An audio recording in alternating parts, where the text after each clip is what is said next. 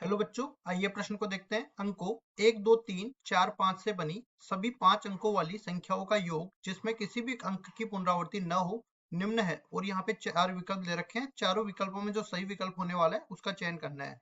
प्रश्न को हल करने से पहले इसकी मुख्य अवधारणा के बारे में चर्चा कर लेते हैं। मुख्य अवधारणा तो यहाँ पे देखो, हम लोग लिखते हैं कि 5 अंकों वाली संख्याओं का योग देखो इस तरह से आएगी। लिखेंगे दिए गए अंकों से बनने वाली 5 अंकों वाली संख्याओं का योग। 5 अंकों या फिर n अंकों वाली संख्याओं का योग भी हम लोग यहाँ पे बोल सकते हैं।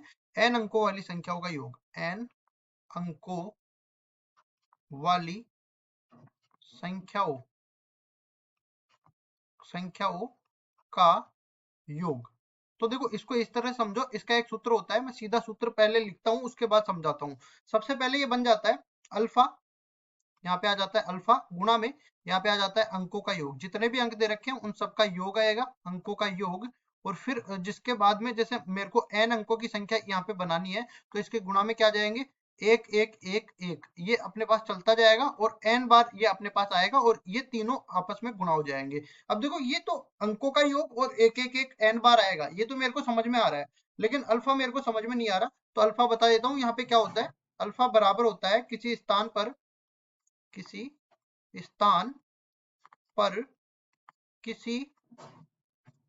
अंक के आने के तरीकों की संख्या।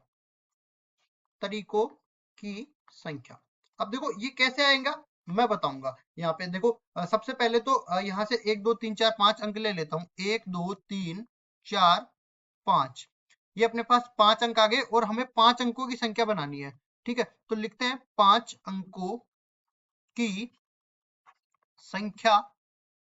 5 अंकों की संख्या के लिए 5 अंकों की संख्या के लिए क्या होगा, सबसे पहले तो इन सबको योग करना पड़ेगा। तो लिखेंगे अंकों का योग। अंकों का योग किसके बराबर आ जाएगा, 1 + 2 + 3 + 4 + 5, 5 4 9, 9 और 3 12, 12 और 3 15, तो ये आ गया 15 के बराबर।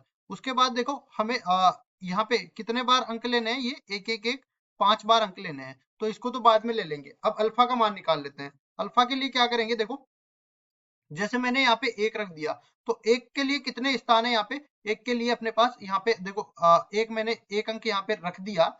तो अब यहाँ पे 4 अंक आ सकते हैं, यहाँ पे 3 अंक आ सकते हैं, यहाँ पे 2 अंक आ सकते हैं और यहाँ पे 1 अंक आ सकता है। मतलब कि मैं कह सकता हूँ कि एक यहाँ पे रख दिया तो ये अपने पास कितने तरीकों से व्यवस्थित हो सकते हैं। इसी तरह एक इकाई के स्थान पर आएगा, एक दहाई के स्थान पर आएगा, एक सैकड़े के स्थान पर आएगा और एक इसमें 1000 और 10,000 के स्थान पर आएगा। तो मैंने पहले 10,000 के स्थान पर यहाँ पे ले लिया है। आप इस तरह से बढ़ते जाओगे एक एक करके।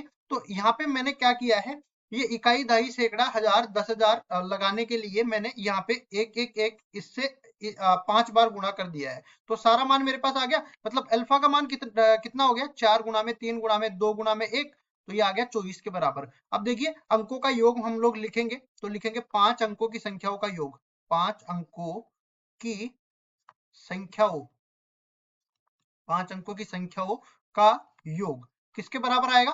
देखो हम लोग यहाँ पे सीधा सा सूत्र यहाँ पे लगा देते हैं। 24 अल्फा का मान आ गया और अंकों का योग कितना आ गया, 15 के बराबर। और एक एक एक कितनी बार लेना है, 5 बार लेना है, क्योंकि 5 अंकों की संख्या दी है, 5 बार ले लिया। तो कुल मिला के अपने पास ये कितना आ गया, देखो 24 को 15 से गुणा करेंगे तो 360 आ जाएगा और 360 को एक एक एक 5 बार गुणा करेंगे 11,111 से, तो ये अपने पास कितना बन जाएगा, 39,99,960।